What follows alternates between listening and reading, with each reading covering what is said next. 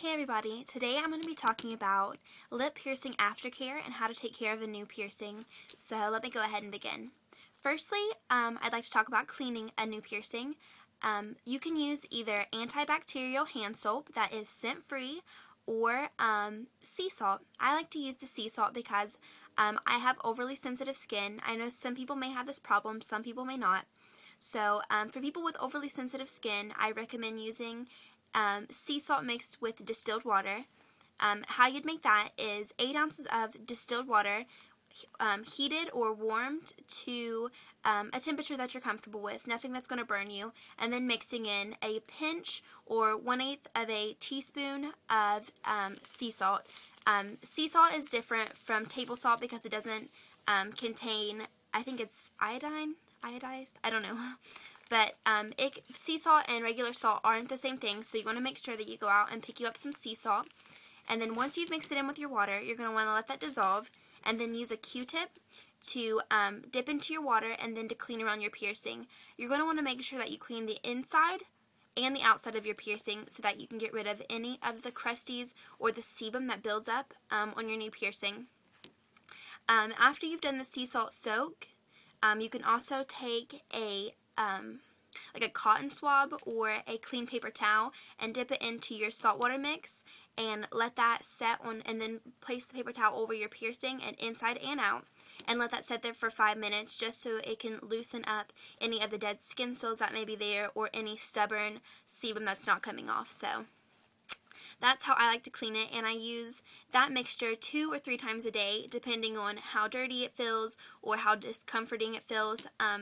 The sea salt soak actually helps to relieve any discomfort that you may have, and it alleviates any itching or pain that you may be feeling from it, from the swelling or from the initial piercing itself. Okay, so nextly I'd like to talk about what's normal for a new piercing.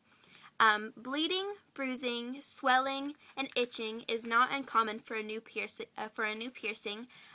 With any puncturing of the skin, bleeding or bruising can occur, and especially with piercings, especially with my piercing, with my sensitive skin, mine is kind of itchy, and using the sea salt once or twice a day does help it, but I would recommend that if you have sensitive skin, not to overly clean your piercing, because overly clean your piercing not only dries out your skin, but it can also cause you, for you to, I've lost my train of, okay, sorry.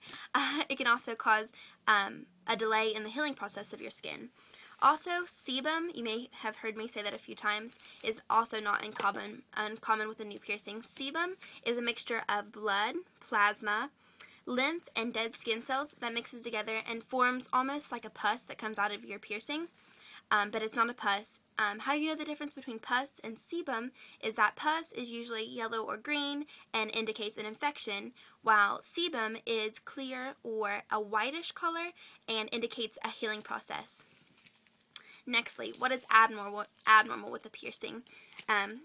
Abnormal is, again, pus coming out of it. You don't want pus to come out of it because that indicates an infection that needs to be taken care of by either going to your doctor and letting them prescribe you something, or having your doctor prescribe you an antibiotic, and that can help clear that up.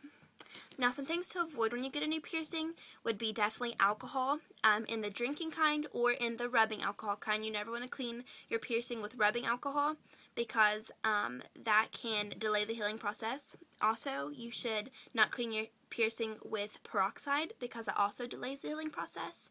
You should also avoid things like Bactine or Neosporin because they can form a sticky layer around your piercing that can cause a delay in the healing as well. They're not made for healing a piercing, they're made for healing a cut or a scar.